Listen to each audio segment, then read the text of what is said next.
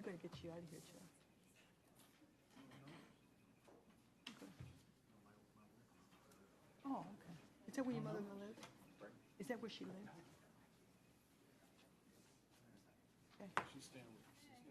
Okay.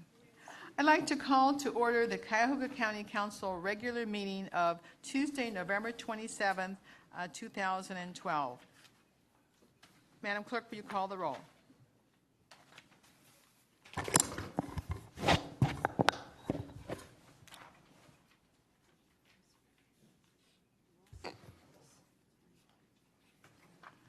Now, we get started on time when you're holding us up here, see? Okay. No, almost on time. Calling the roll, Ms. Simon? Here. Mr. Greenspan? Here. Mr. Miller? Here. Mr. Brady? Here. Mr. Germana? Here. Mr. Gallagher? Here. Mr. Strawn? Here. Ms. Conwell is absent today. Mr. Jones? Here. Mr. Rogers? Here. And Ms. Conlon. Here. There is a quorum. Madam President, Mr. Miller. I move that the absence of Councilwoman Conwell be excused. Moved and seconded that Ms. Conwell's absence be marked as excused. Any discussion? All those in favor indicate by saying aye. Aye. Aye. Opposed? All right, the ayes have it. We'll mark Ms. Conwell as excused. Will you please rise for Pledge of Allegiance? I pledge allegiance to the flag of the United States of America and to the republic for which it stands, one nation, under God, indivisible, with liberty and justice for all. For a moment of silence this evening, we'd like to remember Lisa Knopfel, who tragically passed away on November the 16th. Lisa was a social worker for the Cuyahoga County Division of Children and Family Services. She was not only a dedicated social worker, but became a foster parent and opened her heart and home to foster children. May God grant her husband, children, family, and friends peace and comfort during this difficult time.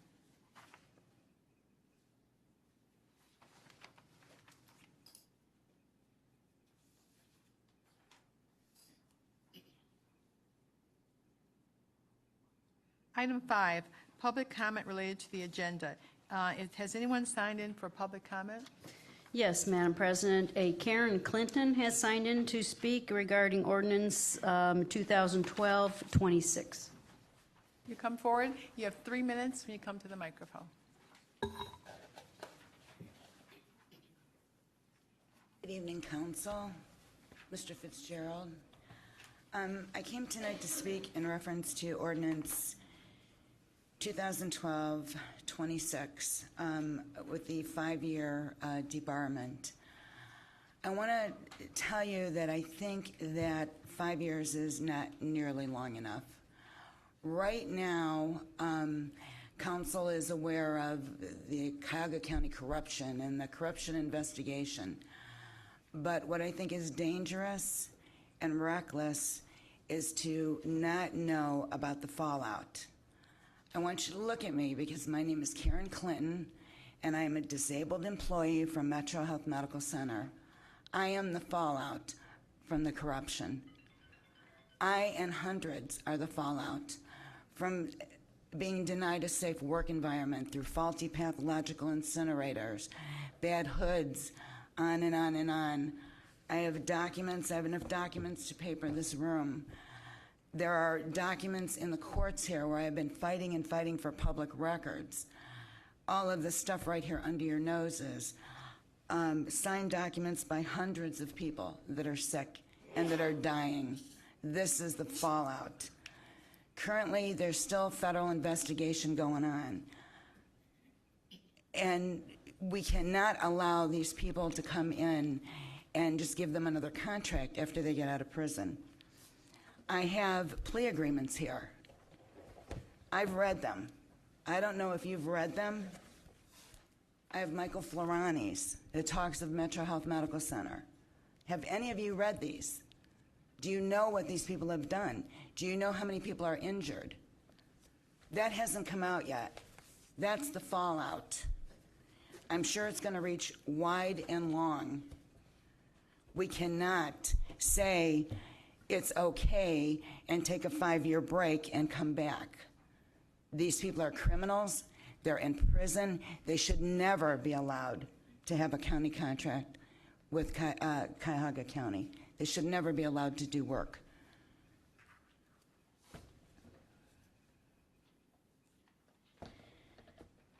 The document that is most disturbing, and it's filed in this building, is the one from a nurse that states, again, burning eyes, burning throat, can't breathe, had to leave the NICU, neonatal intensive care unit, poor babies left to fend for themselves.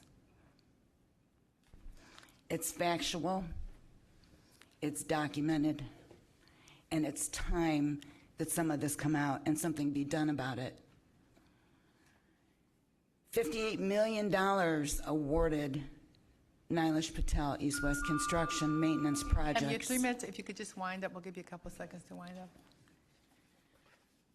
I'd like this to go back to committee. I'd like you to talk about this. I think it's wonderful that Mr. Fitzgerald is trying to be proactive, but 5 years is not nearly long enough. Thank you very much. Thank you. Is anyone else signed in for public comment? Madam President, Mr. Marty McGann has signed in to address ordinance number 2012-0020.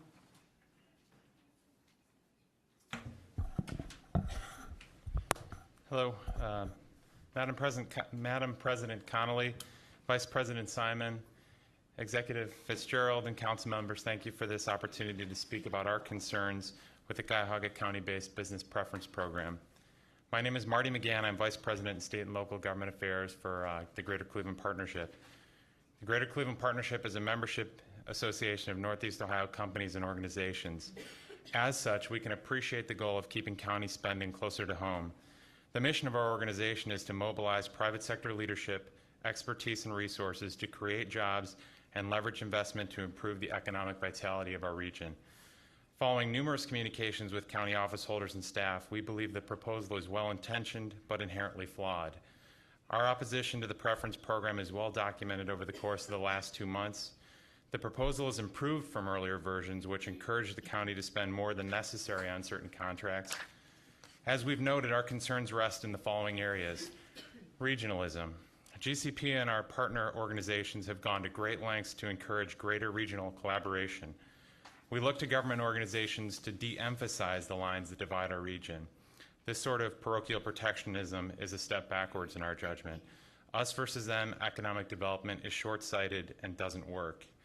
This is not good public policy. When examining jurisdictions that have bidding preferences, there are mixed results.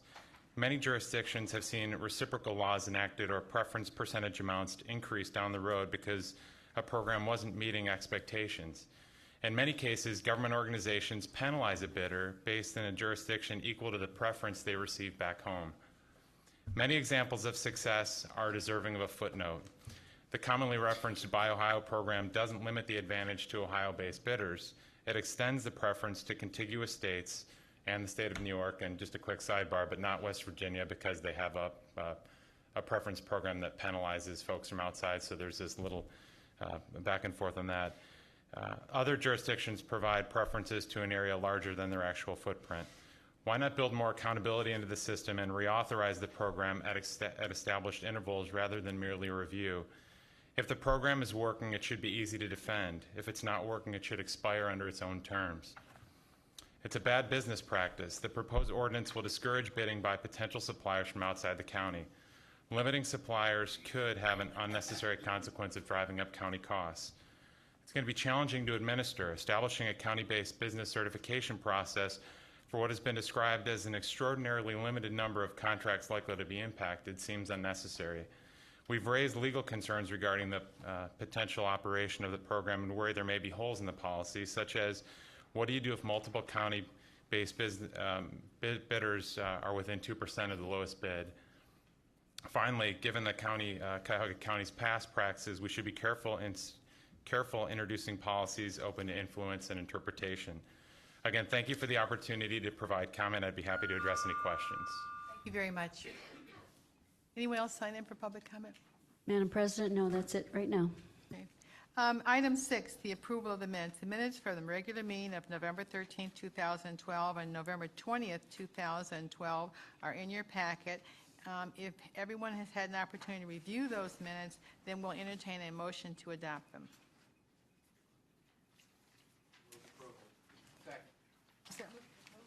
Brady and seconded by Mr. Rogers. Any discussion? All those in favor indicate by saying aye. Aye. The ayes have it. The minutes are approved. There is an item added onto the agenda, which will be item 9B. So pursuant to Rule 6B of the county rules, I need a motion to amend the agenda to add item 9B. Second. All right, moved by Ms. Simon and seconded by Mr. Gallagher. Any discussion on that? All right, all those in favor indicate by saying aye. Aye.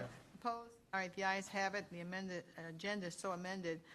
The only thing that I would like to point out, we always talk about our upcoming meetings at the end of the meeting, everybody's gone, so I'd just like to point out that we have a number of special meetings. We have an executive session meeting on Friday, November the 30th at 11 o'clock here in council chambers. We also have a committee of the whole, which will be a continuation of our budget hearings on Monday, December the 3rd at 1. We have a work session on Tuesday, December the 11th at 4 o'clock, and that will include the ethics training. So council will do the ethics training. Anyone else that wants to come can get their ethics training at that time. And then we'll have a regular meeting on Tuesday, December the 11th at 5 o'clock, which will be our last meeting of the year. Mr. Fitzgerald. Thank you very much, Madam President. Just a couple items quickly. One is we went recently through our bond rating process, and the very stable and positive bond ratings for the county were confirmed, and Mr. Steen will provide that information to the council and to the public. But I want to thank the council president in particular for participating in the presentations that we made, and I think when you see the reports of the bond rating agencies, if you haven't seen them already, they just came out. It's very complimentary, not just to the financial position we're in, but also the management practices that we have instituted in coordination with council in the last couple of years. So we're pleased to let you and the public know about that success. I want to compliment Councilman Brady. I was unable to attend the committee meeting about consumer affairs, but I just think that I just wanted to make a public statement because I wasn't able to attend the committee meeting. That I just think it's a tremendous step forward. It wasn't something we were mandated to do by the charter, but it was an opportunity where we can start to lead in that area and protect the public in a way that it deserves to be protected. It's a longstanding interest of his going back many, many years, and to see it come to fruition, I hope is going to be something that he takes, he deserves great credit for. So I just wanted to thank the council for entertaining that proposal. I know it's not up for final vote tonight, but I think sometime soon.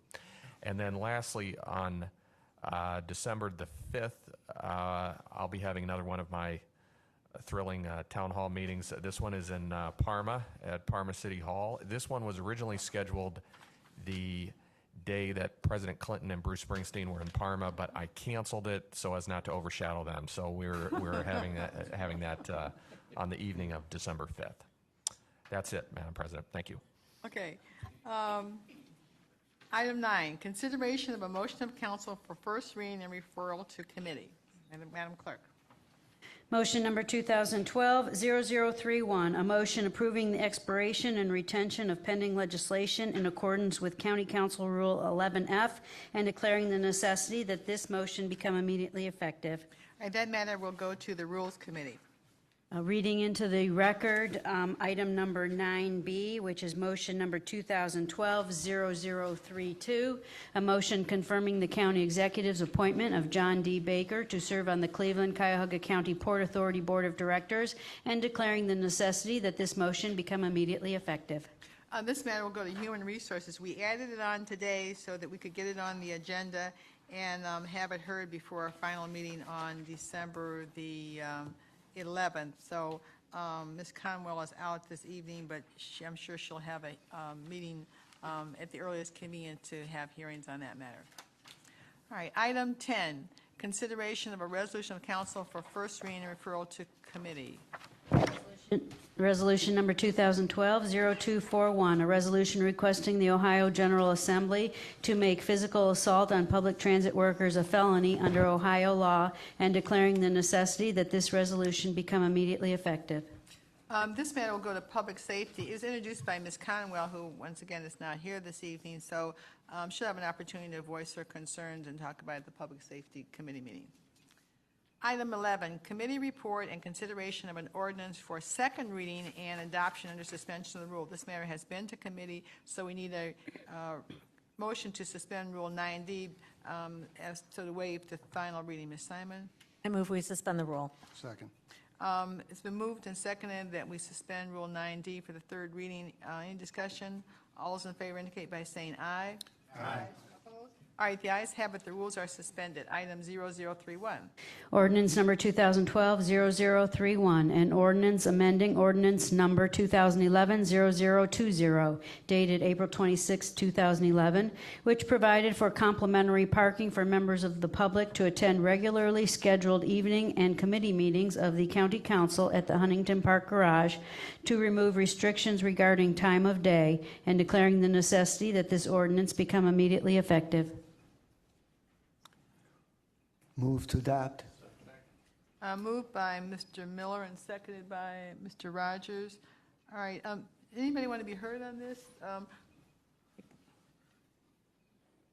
It's pretty much self-explanatory. We passed ordinance back in April so that people could get complimentary parking when they came to the meetings in the evening, but we have people that come to committee meetings and they have to pay to park, which is not fair. So we don't have a lot of people, but if you come to a meeting, to a committee meeting, you can get your parking stamped and your parking will be free. Yeah, Mr. Germana's name. Okay, any other discussion? All those in favor indicate by saying aye. Aye. Opposed? All right, the ayes have it. Item 12, consideration of an ordinance of council for third reading adoption. Ordinance number 2012-0020, an ordinance establishing the Cuyahoga County-based Business Preference Program. Second. Moved by Mr. Rogers and seconded by Mr. Miller. Mr. Gallagher. Madam President, Council, you have a proposed substitute ordinance in your packets. It's technical in nature, and I would turn to the law director who authored the changes to this. Thank you, Councilman Gallagher. These are precisely technical changes that, when I got a chance to look at the ordinance, knew that if a situation like this comes up, we'll get a request for a legal opinion. So instead of having to issue a legal opinion after the fact, we're asking that they just be placed in the ordinance for clarity. Number one is basically the situation is if you have two bids that are within the 2% that are from a local business, and basically the clarification that you just provide the match opportunity to the lower priced one in that situation. And number two, which is potentially almost an unlikely scenario, is if you have the two bids that are exactly the same price, what do you do in that situation? Which is you give them, you give another 2 days for everybody to provide you the new pricing, and then you go with the lowest pricing. So those are basically the two changes. The likelihood of any of that situation arising, I don't know, but we're just covering the potential in case we run into that scenario. We have a clear guidepost how we proceed. Ask council a question on that? Yeah, well, do we need a motion to adopt this first? Let's take a motion, then we'll get your question. Moved by Mr. Gallagher for the substitute. Is there a second? Second. Seconded by Mr. Germana. Okay, Mr. Schrein. Yes, Mr. McClure, in regards to the second issue, you're indicating that these are just technical? It sounds to me these are substantive, these changes that you want to make that are being advocated by you. As far as having two bids and then opening this up to all bidders? Is that the way my understanding is? Not just the two bidders that were tied, but you're opening it up to the whole field of That's correct, to provide you with new pricing within 2 days. Okay, so anybody who is 20 or 30% higher still could come in and bid? Everybody can readjust their pricing so that and then you go then you look at them based on the new pricing that you have. Okay. All right, any other questions or discussion? I have no other questions for Mr. McClure. I do have some comments. It is my intention to vote against this ordinance, and I would agree with with GCP and Marty.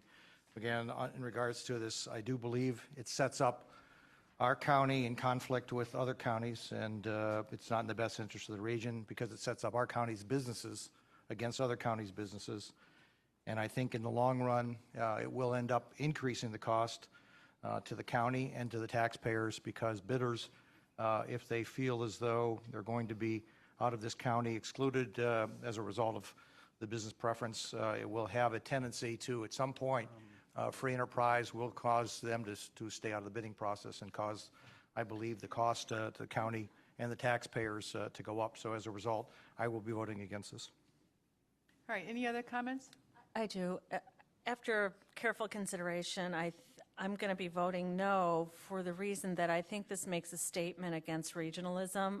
I think the voters, when I was campaigning, the number one question is, how are we going to expand and become more regional? And I think this just makes a statement. By the way, I think the changes are totally acceptable that Councilman Gallagher shepherded through. I think I could live with those. But when I weigh the statement that we're making, it goes against the goal of regionalizing this Northeast Ohio, but there's residents in Cuyahoga who work for businesses outside the county. So we have a global economy, and everything is, it's bigger than Cuyahoga. So I'm going to vote no for that reason. All right. Madam President. Yes, Mr. Gallagher.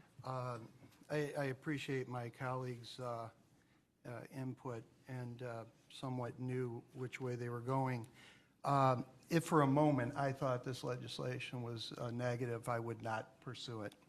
I am not a dues-paying member of the GCP, so therefore, with a clear conscience, I will be voting for this. It's important to note for the public that there is a timeline, and we learned a little, at least I learned a little lesson regarding timelines that the public may not understand. Before pursuing this legislation, I personally contacted members of the GCP before the legislation was even written to try and gauge their thoughts on this. July 14th, we had a first reading and referred it to committee of this year. And August 14th, we contacted the GCP for feedback and invited them to attend the August 20th finance meeting to discuss the ordinance. They did not show. On August 20th, we did have the finance meeting and discussed this ordinance. On September 17th, we discussed in the finance committee this ordinance. The GCP did not show. On September 28th, we emailed the GCP the substitute ordinance because in committee we were adjusting this because of concerns of members of council and quite honestly the GCP, who had a real big influence as to the way this ended up. On October 1st, we discussed also this in committee, in the finance committee, and the GCP did not show up.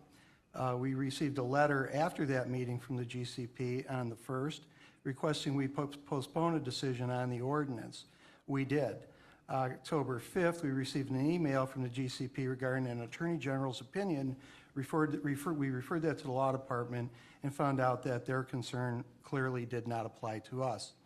On October 15th, we discussed under miscellaneous business in a council meeting, but it was not posted on the agenda, but we did contact the GCP to let them know that we'd be talking about it. There was no representative here.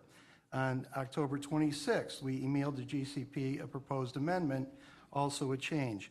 On October 31st, we emailed the GCP the final proposed amendment for the November 1st finance meeting for discussion.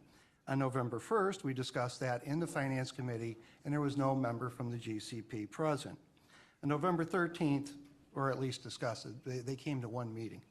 On November 13th, we had a second reading in council. There was no discussion in public on the agenda in the public portion of our meeting. On November 26th, we received the GCP's press release. That was yesterday, after the hours of business were closed, that they sent a press release out, and I appreciate their courtesy to let me know after the close of business that they were going to be here today to finally come before this council and discuss their displeasure with this ordinance. Again, we emailed GCP back reminding them of our meeting today to be consistent with what we had been doing. We find ourselves today in front of a third reading, and I think any reasonable person would look at what we have done as an elected body and afforded those naysayers, and I grant them every opportunity, and I support their ability and rights to say they don't like something. But when it's time to discuss something in a government situation, you come to the committee meetings. We've been over backwards. I believe that their concerns are firmly planted in the ozone. There's not a single thing that I agree with what they've been saying. I disagree with my colleagues respectively. And I will tell you this. I'm elected by the people of my district to support and represent their best interests in Cuyahoga County. The GCP is well paid by individual companies and other public entities, and they're paid well to lobby for those public entities and public and private companies, and they do a good job. I don't think that my job is to bow or bend to their wishes regarding what I consider to be best for the public and the people I represent in District 5 of Cuyahoga County. I would ask that my colleagues support this ordinance, and we can finally move this forward. And lastly, the most important part of this is we will be reviewing this ordinance every year to find out if it works. And if it doesn't work, we will pull it, and I'll be the first one to do that. Again, I ask for support. Any other comments? All right, Madam Clerk, will you call the roll? Calling the roll on accepting the proposed substitute. Ms. Simon? Yes, for substitute. Okay, we're voting then, let's make it clear, we're voting now on to adopt the substitute. We have not voted on that. Okay, all right, a yes vote is to accept the substitute. No vote is to reject the substitute, right? All right, we don't need a roll call vote on that then. All those in favor of accepting the substitute, indicate by saying aye. Aye. Opposed? All right, we adopt the substitute. All right, is there anything else on the merits? All right, let's call the roll on the merits. On the adoption of the substitute amendment. Of the substitute ordinance, rather. Calling the roll on the substitute ordinance that was just accepted. Right. Okay. Ms. Simon? No. Mr. Greenspan? Yes. Mr. Miller? Yes. Mr. Brady? Yes. Mr. Germana? Yes. Mr. Gallagher? Yes. Mr. Schron? No. Mr. Jones? Yes. Mr. Rogers? Yes. Ms. Conley? Yes. Motion carries. All right, there's 2 no votes and 8 yes votes. Motion carries. All right, let's go on to item 13, consideration of resolutions for first reading, adoption, or suspension of rules. There are 2 items that have not been to committee and will be on for adoption without the 3 readings. So we need a motion pursuant to Rule 9D and 12A. Ms. Simon? We suspend those 2 rules. Second. Is the motion to suspend the rules, any discussion? All those in favor indicate by saying aye. Aye. Opposed? All right, the rules are suspended. Item 0242. Resolution number 2012-0242, a resolution amending the 2012-2013 biennial operating budget for 2012 by providing for additional fiscal appropriations from the general fund and other funding sources, for appropriation transfers between budget accounts, and for cash transfers between budgetary funds in order to meet the budgetary needs of various county departments, offices, and agencies, and declaring the necessity that this resolution become immediately effective. Move to adopt. Second. Moved by Mr. Miller and seconded by Mr. Gallagher. These are our usual biweekly transfers. For anyone in the public, they are available online. They usually involve internal transfers. And anybody have any comments? You have any comments on Mr. Miller? Madam President and my colleagues, this bi-monthly financial resolution appropriates grants and provides for year-end realignments. It covers some significant items, including $500,000 for emergency repair of buildings following the recent storms, incorporation of collective bargaining agreements for public safety personnel, and cash transfers for Gateway Medical Mart and Brownfield debt service. Thank you. All right, any other questions? Any questions from the Finance Department? All right, Fiscal Office? All right, all those in favor indicate by saying aye. Aye. Right, the ayes have it. And item 0255. Resolution number 2012-0255, a resolution authorizing the execution of a cooperative agreement for a community center between the county and the Village of Highland Hills regarding the joint use by the village and the county of the village municipal building as a community center for governmental and civic purposes, and a related escrow agreement among the county, the village, and the Bank of New York Mellon Trust Company relating to the county's contribution to the acquisition and equipping of that community center, and the renovation and construction and reconstruction of improvements thereto, including necessary appurtenances thereto, authorizing and directing the county fiscal officer to make payments in accordance with and in furtherance of those agreements, and declaring the necessity that this resolution become immediately effective. Move to adopt. Moved by Mr. Miller and seconded by Mr. Gallagher. We had a number of bond items, I believe it was the last meeting or 2 meetings ago, where Ms. Schmatzer had to test up her vocal cords after reading them all. And apparently this is one that was left out inadvertently. So I don't know if there's any comment from anyone on.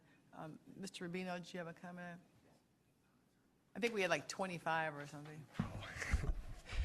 Good evening, Madam President, members of council. Matt Rubino, Office of Budget and Management. This is the final 13th resolution. This is authorizing the execution of the cooperative agreement which council received and has on file back in September. So this is the authorizing that agreement. On the advice of bond counsel, we're providing you a standalone resolution authorizing the execution of the cooperative agreement and then setting up the escrow to do the refunding. If you recall from our discussions, the county is refunding a portion of the Village of Highland Hills debt to enable us to issue the bonds that we're doing this month as general obligation debt. So this is the formal acceptance of that cooperative agreement. And we are going to the market Thursday, and we'll brief council on our results by the end of the week or Monday of next week on how we perform in the market. Okay, thank you. Any questions of Mr. Rubino? Mr. Greenspan? Thank you. I guess I'm curious as to the joint use between the county and the village for governmental and civic purposes. What does that mean?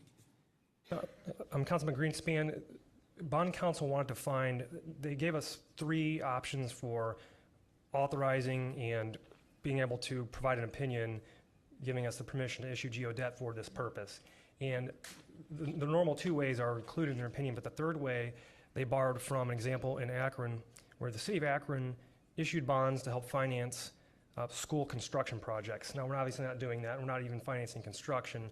But the idea was once you establish an agreement that states that these are jointly used facilities, it gets us to the point where council can provide an opinion that is basically unassailable. This is a bona fide purpose that we can issue geo debt for. So that's the reasoning behind the cooperative agreement, and then terming it a joint use facility in a community center. Okay, very good. Thank you. All right, any other questions, discussion? Mr. Madam Miller? President, I would just add that this agreement helps the county by expanding our general obligation debt capacity. And it helps Highland Hills by reducing their borrowing costs. So it's mutually beneficial. Thank you. Thank you. All right, if there's no further discussion, ready for vote? All those in favor indicate by saying aye. Aye. Opposed? And the ayes have it. Item 14, consideration of resolutions for first reading and referral to committee. Item 0243. Resolution number 2012-0243, a resolution approving a purchase agreement and quitclaim deed transferring title for property located at 1414 Elber Road, Lakewood, permanent parcel number 315-01001, to Cuyahoga County Board of Developmental Disabilities, authorizing the county executive to execute the purchase agreement, quitclaim deed, and all other documents required consistent with this resolution, and declaring the necessity that this resolution become immediately effective. Go to Public Works. Madam President, Yes. would you please add my name? Can you add Mr. Miller's name? Resolution number 2012-0244, a resolution approving revised right-of-way plans in connection with replacement of Bel Air Road Bridge number 24 over Big Creek and replacement of West 130th Street Bridge number 64 over a branch of Big Creek in the city of Cleveland and village of Lindale, approving acquisition of required right-of-way, finding that special assessments will neither be levied nor collected to pay for any part of the county's costs of said improvement, and declaring the necessity that this resolution become immediately effective. Now we go to Public Works. President, please add my name. Okay, Mr. Miller's name is added. Resolution number 2012-0245, a resolution authorizing a revenue-generating agreement with City of Maple Heights for maintenance of storm and sanitary sewerage systems located in County Sewer District Number 9, authorizing the county executive to execute the agreement and all other documents required consistent with this resolution, and declaring the necessity that this resolution become immediately effective. Public Works. You can add my name. Mr. Jones's name. Resolution number 2012-0246, a resolution authorizing an amendment to contract number CE 1200-155 with Joshen Paper and Packaging Company for furnishing and delivery of 20-pound white reprographic paper for various county departments for the period March 1, 2012 through February 28, 2013, to extend the time period to February 28, 2015, and for additional funds in the amount not to exceed $450,000, authorizing the county executive to execute the amendment and all other documents required consistent with this resolution. Goes to Public Works. Resolution number 2012-0247, a resolution authorizing an award to a property owner in the amount of $135,000 as settlement for property rights in connection with the grade separation of Stearns Road at the Norfolk Southern Railroad in Olmsted Township for parcel number 15 WD-SNT, authorizing the county executive to execute the contract and all other documents required in connection with said award and consistent with this resolution, and declaring the necessity that this resolution become immediately effective. May I go to Public Works?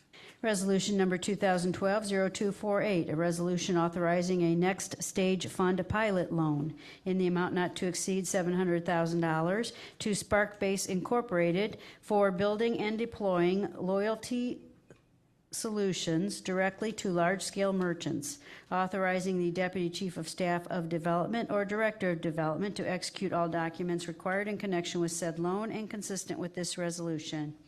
This matter will go to Economic Development.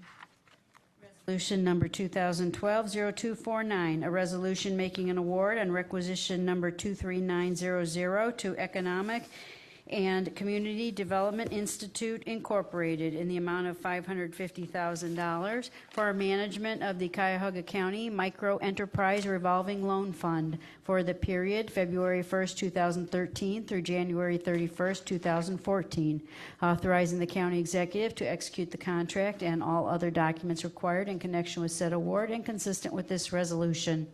This matter will go to Economic Development. Resolution number 2012-0250, a resolution authorizing an amendment to contract number CE 1200-241 with Caremark PCS Health for pharmacy benefit management services for the period January 1, 2012 through December 31, 2014 for additional funds in the amount not to exceed $3,500,000, authorizing the county executive to execute the amendment and all other documents required consistent with this resolution. Go to Human Resources. Resolution number 2012-0251, a resolution approving the Metro Health System year 2013 budget in accordance with Ohio Revised Code Section 339.06B, with the understanding that the allocation of county funds to the system will be made through adoption of the biannual operating budget and capital improvements program annual update for 2013, and declaring the necessity that this resolution become immediately effective. This matter will go to the Committee of the Whole, and then we'll hear this on the December 3rd at 1 o'clock. Resolution number 2012-0252, a resolution amending resolution number 2012-0182, dated September 25, 2012, which accepted the rates as determined by the Budget Commission and which authorized the necessary tax levies and certified them to the county fiscal officer to change the general fund inside millage from 0.43 to 0.60, and the general fund bond retirement inside millage from 1.02 to 0.85, and declaring the necessity that this resolution become immediately effective. This matter will go to Committee of the Whole, also December 3rd at 1 o'clock. Resolution number 2012-0253, a resolution making an award on requisition number 25734 to Alcohol, Drug Addiction, and Mental Health Services Board of Cuyahoga County in the amount not to exceed $669,566 for prevention and treatment of young children and their families of the Early Childhood Mental Health Program for the period January 1, 2013 through December 31, 2013, authorizing the county executive to execute the contract and all other documents required in connection with said award and consistent with this resolution, and declaring the necessity that this resolution become immediately effective. Let's go to Health and Human Services.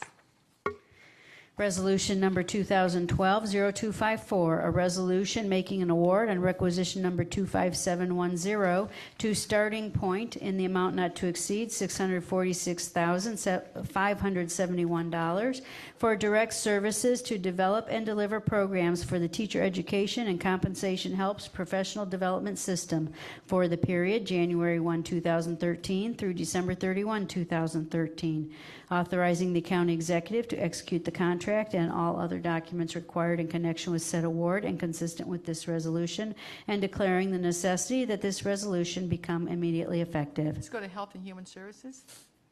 Item 15, committee report and consideration of resolution for second reading under suspension of the rules. We'd like a motion pursuant to 9D to suspend the rule that require 3 readings. These matters have been to committee, and I think we are prepared to vote on them. Ms. Simon?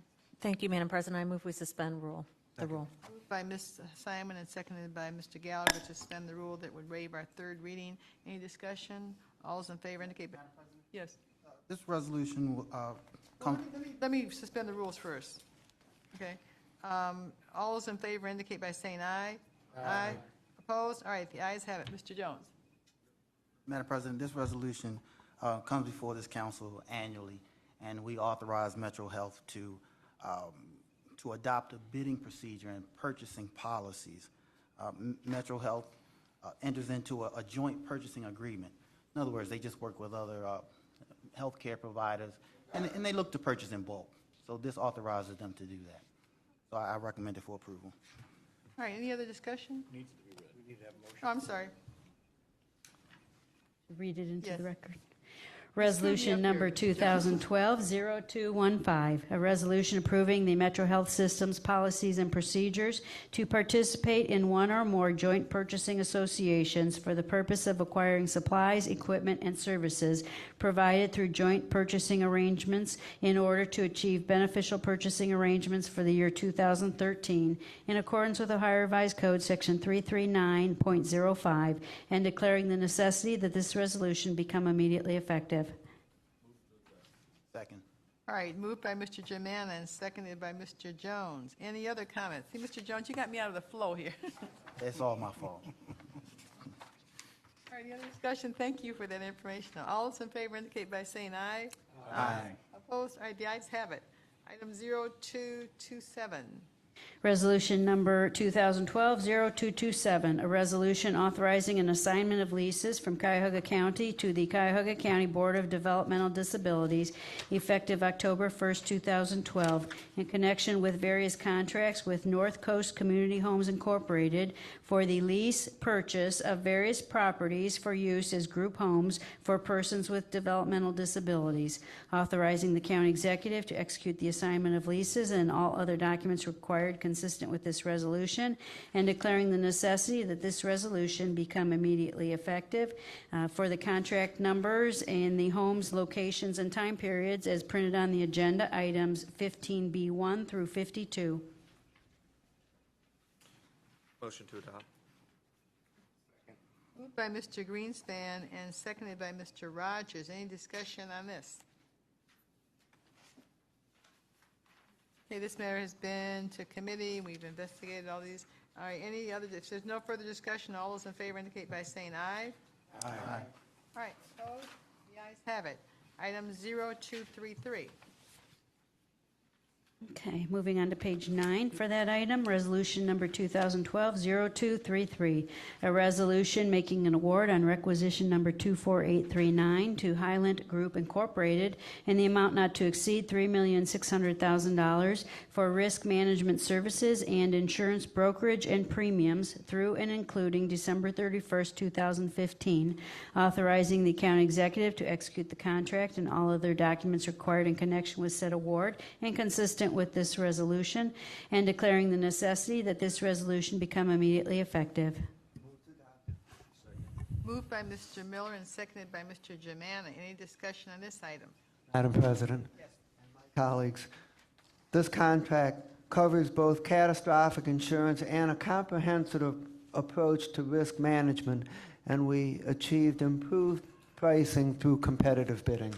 I urge approval. Thank you.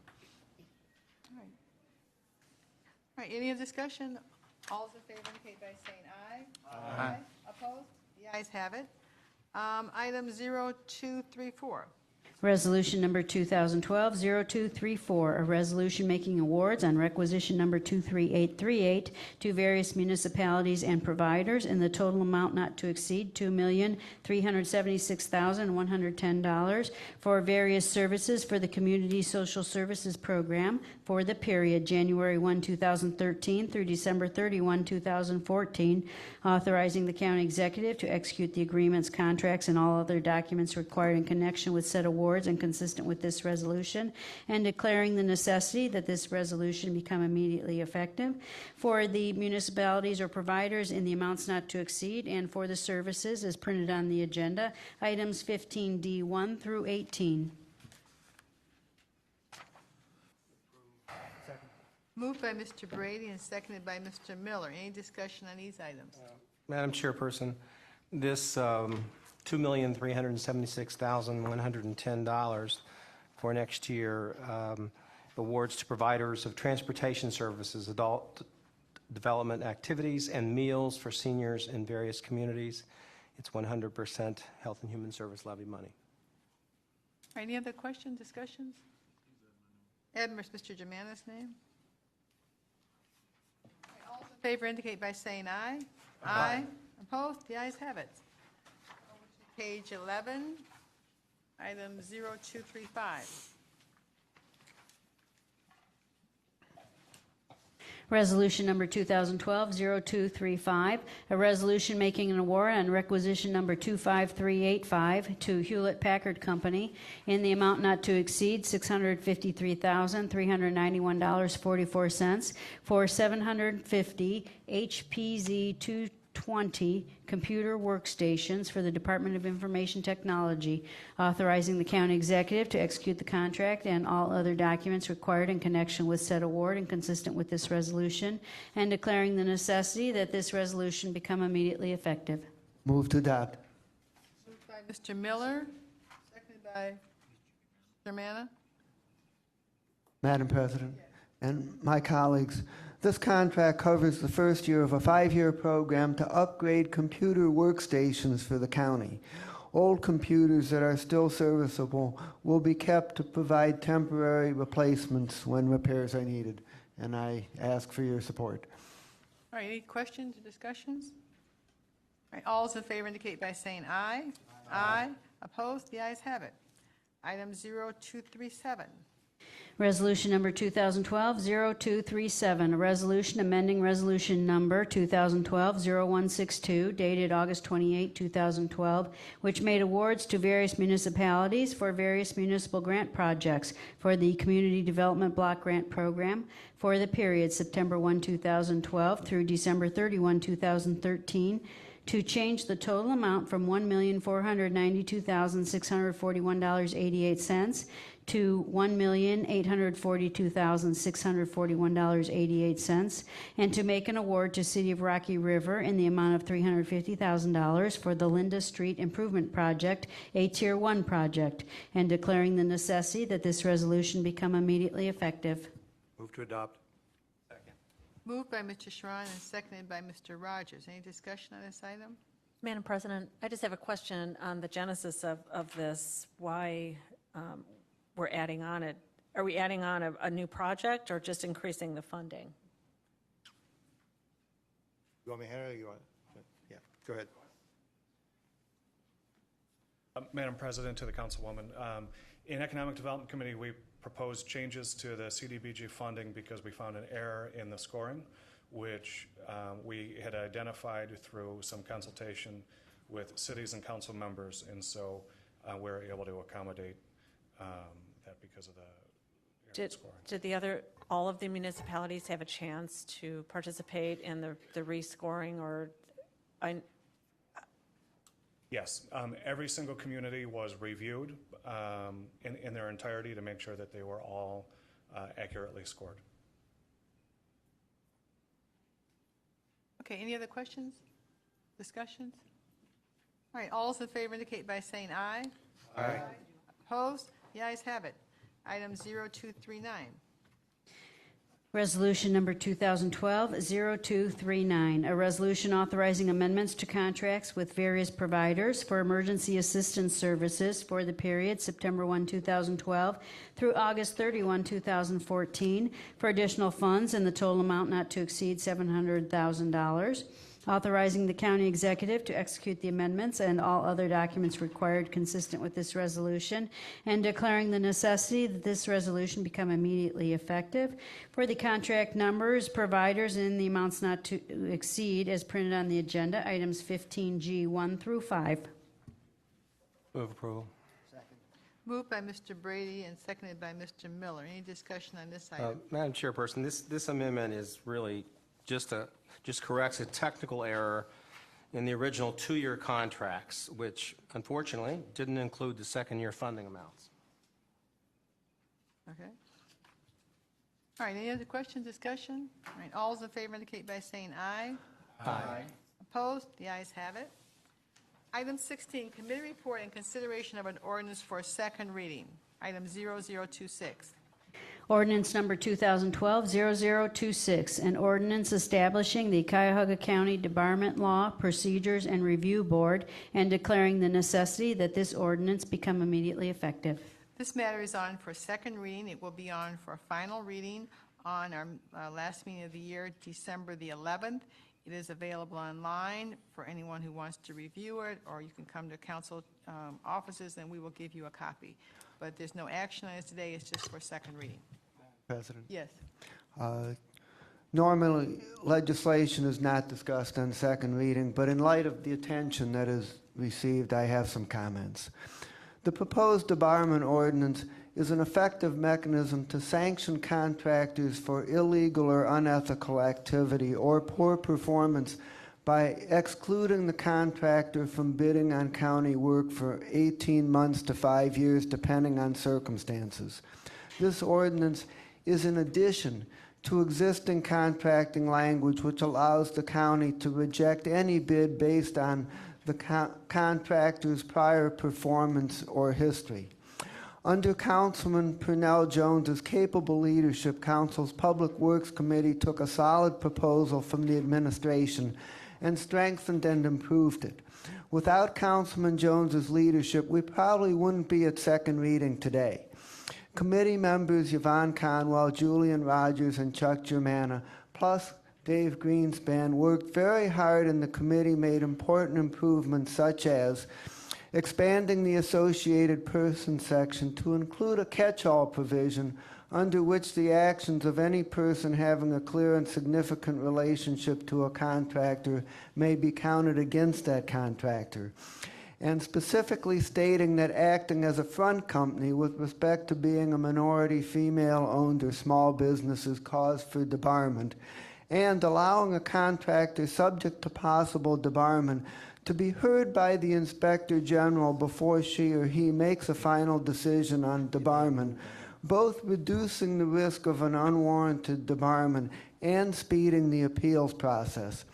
We didn't agree on every provision, but in total we have a strong ordinance to sanction contractors for wrongdoing, which will help us achieve the highest standards in contracting and procurement. Thank you, Mr. Miller. Item 17, miscellaneous committee. Yes. and since my colleague commented, I should say a few words. This legislation, as we've worked on it, I'm very proud of it, of what we've done, and worked to, as I say, strengthen this legislation. We've looked to clean up the old system, all the corruption that has taken place. We've looked to capture that. That is not a weakening. We created a window for the Inspector General to act proactively and quickly to deal with those things that have happened in the past. But not only have we worked to look back, but this legislation, as my colleague has stated, looks to the future to deal with the issues that are and wrongdoings that are going on now. As he mentioned, front companies, established companies who have hired individuals to take advantage of set-asides, whether they be minority or veteran set-asides or female set-asides, disadvantaged business set-asides. Those type of activities, and there's those type of wrongdoings that were mentioned in the public comments earlier in this meeting. This legislation looks to impact the behavior of the industry and what's going on today. So as we work to weed out that type of wrongdoing and provide an opportunity for the honest, hardworking companies that are seated throughout this community to give them an opportunity to grow. So this legislation has not been weakened or limited. It's been strengthened and working in good partnership with the Executive's Office. And I look forward to the third reading. And one final note, we reached out to 6,000 contractors and heard back from scores of them who attended this meeting, who emailed their comments in. We look to open this process up to get the input from those who provide the jobs in this community. So I'm very thankful to the input that they gave, and again, very proud of this legislation and look forward to supporting it when it comes up again for our third reading. Thank you. Mr. Jones? All right, let's move on to item 17, miscellaneous committee reports. You start this in and we'll go around. Thank you, Madam President. The Rules Committee, one of the titles of my committee, but since we have two rules items, we'll meet on the 11th at 3 p.m. There are two matters we'll be discussing, one referred in this agenda, one last meeting. That'll be from 3 to 4 p.m., different time than our usual meetings. And then right after that at 4 p.m., we will have a presentation on the ethics training, and all take the ethics training and be compliant with our own mandate from the that we passed within the ethics ordinance. Once again, this will strengthen our county's commitment and demonstrate that not only are we on the cutting edge of an ethics ordinance, but also the ethics training is online, so that'll be demonstrated as well. Thank you. Nora? The Committee of the Whole will meet on Monday, the 3rd at 1 p.m., replacing the Finance and Budget meeting so that we don't have to have two meetings. And at that time, we'll hear the Metro budget, the inside millage adjustment, and hopefully finish our work on the 2013 update. Thank you. Brady? Madam Chairperson, the Health and Human Services Committee will meet this Thursday at 1 o'clock to take up the resolutions that were introduced this evening.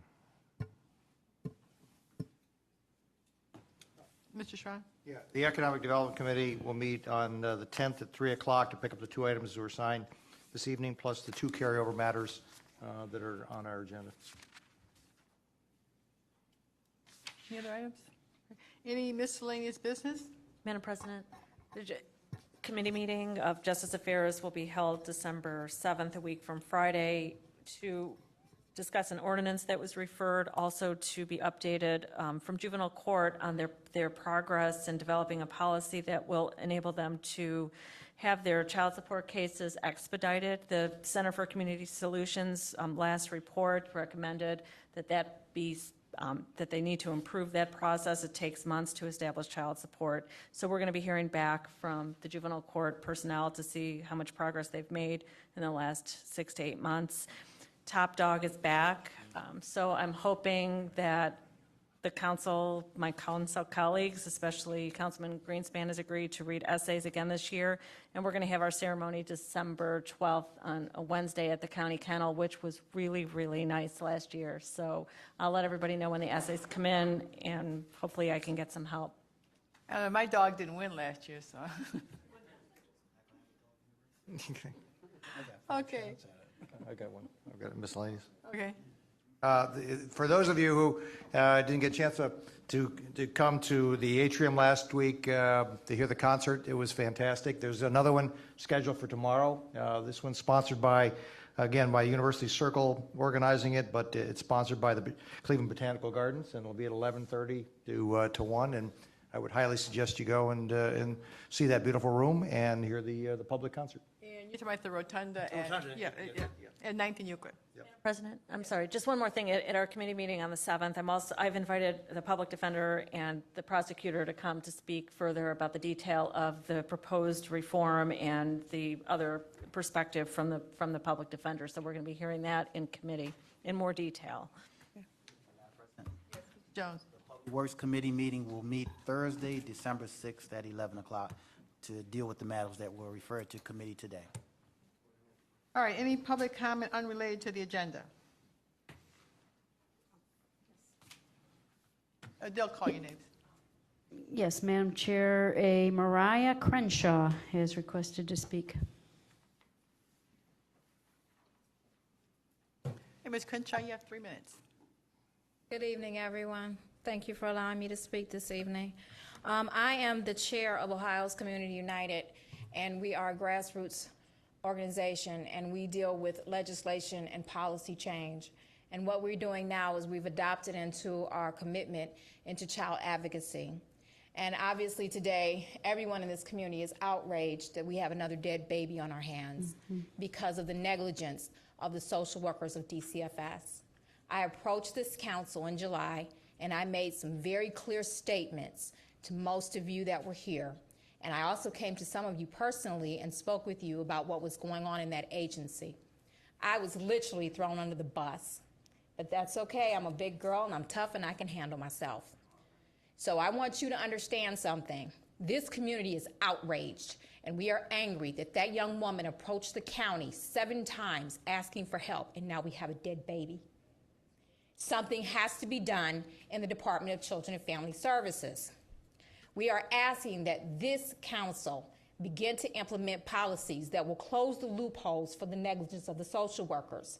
We understand that the state allows them not to be licensed, but they need to be licensed. It holds them to a higher accountability, not only to the public, but to taxpayers, the children that come into the organization, the department itself. It has to change. It has to start now, and it has to start here.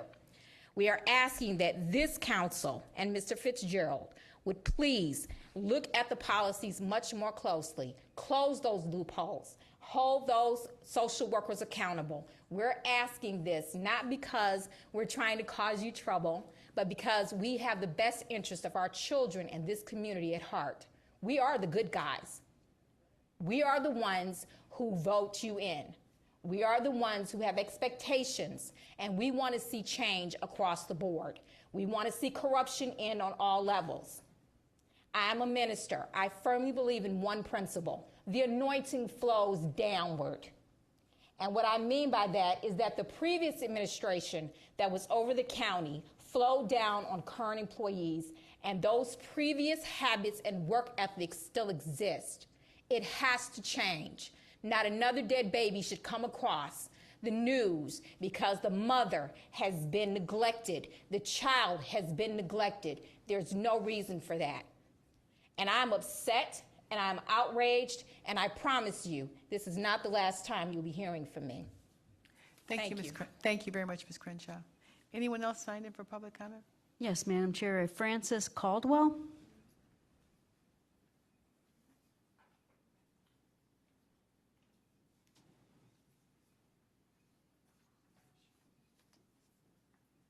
All right, Ms. Caldwell, you have 3 minutes. Okay. Okay, good evening. I sent most of you an email, I think Monday, but I'm here to talk about my experience with the reformed county government and the leadership of under County Executive Ed Fitzgerald. I purchased a property for $30,000 on June 18th. I did not know the property was under foreclosure. The seller gave me a notice of a July hearing the day the transaction closed. The property I just purchased 5 months ago is scheduled to be sold by the Office of the Reform County Sheriff on December 3rd. So I don't have much time, so I filed an injunction. After I learned of my dilemma from the not so forthcoming property seller, I visited the Reform County Treasurer Office and spoke to a public employee who worked for Chief Financial Officer Wade Steen and County Treasurer Richard Sessenbrenner. I never saw Mr. Steen or Mr. Sessenbrenner pictures of any campaign literature or their names on any ballot, so I wouldn't know them if they were standing right next to me. I now learned that these two men are former councilmen from Columbus and Upper Arlington. With all due respect, the county's voters would not have elected carpetbaggers or transplants to serve communities and people they do not know. I wanted to make a payment arrangement and catch up on my delinquent taxes, and I was told that there's an office policy created by the Reform County Auditor and County Treasurer that says that I cannot do this. What policy? I wondered, because the Ohio Revised Code authorizes the county treasurer to enter into a payment plan with willing property owners, which I am. According to employees working for the Office of the Reform County Treasurer, his new policy, which was not authorized by the General Assembly, is that delinquent tax contract payment plans follow the property and not the property owner. Therefore, because the former property owner defaulted on his payment plan, Mr. Steen and Mr. Sessenbrenner policy is that neither I nor any other future owner can ever enter one or even enter a payment plan, even though I just paid $30,000 for the property only 5 months ago. Also, the county treasurer has known that I am the new owner as of January 18, 2012, and I was never noticed. I never got anything in mail to tell me about anything. I was only told, like I mentioned earlier, by the previous property owner after the transaction went through. According to the Ohio Revised Code, Chapter 5719.08, provides in part that the proper parties must be brought before the court to certify that their taxes are due and unpaid, which I was not, and that they are indeed the debtor before judgment can be entered in civil tax collection proceedings. And it also says if the proper parties are before the court, it should be sufficient for the treasurer to allege in his complaint that the taxes stand charged upon the duplication of the county against the person. It says against the person, not against the property. Okay, well, your 3 minutes are up. Oh, okay. So anyway, in essence, I just wanted to know if I could get help from the county council to make sure that people like me who want to pay our taxes can pay our taxes. And like I said, I was never told that this was going on. I was never served properly. There's someone here from the fiscal office. You can talk to them. Mr. Steen Okay. is the gentleman right there. Which one? Right there. The one with the carpet bag. No.